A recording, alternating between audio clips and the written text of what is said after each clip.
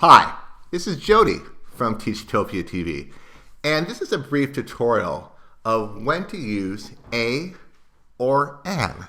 And I'm going to help you with some definitions as well as a brief reminder of what vowels are for the purposes of a or an. And we're going to start off with just that, a review of what is a vowel.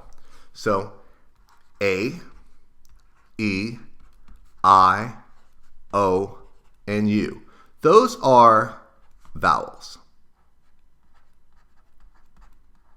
And I'm going to go ahead just for fun right now, and I'm going to draw a little arrow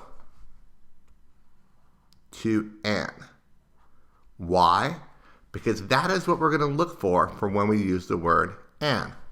Then we have everything else. And everything else, meaning every other letter other than A, E, I, O, or U, is what is called a consonant. So that means B. That means C. What would that also mean? F. And all the way to Z, unless it's A, E, I, O, or U, is going to be called a consonant. Let me spell that for you there. C-O-N-S-O-N-A-N-T. Consonant. Okay. And for consonants, I'm going to go ahead and draw an arrow, because for all those other letters, you're going to use A. What do I mean by that? You'll find out right now.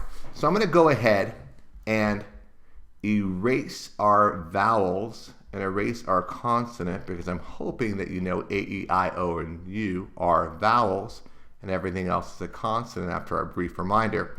And we're going to do an actual a and an exercise, and we'll go over the definition at that point as well. So here we go.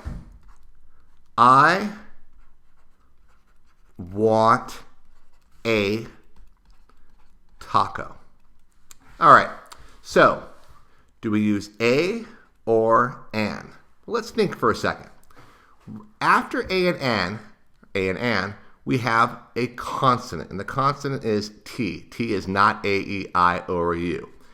If it is a consonant, then we use A. Consonant, we use A. But what if we were to change taco to apple? I want an apple. Well, let's look for a second. Uh-oh, or good news, however you want to look at it, we have an A. And an A is a what? Vowel. So then we therefore use an. So when do we use a or an?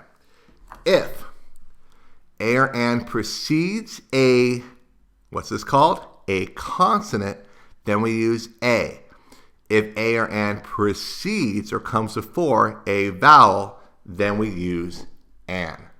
This was Jody for the Teachtopia TV network. Goodbye.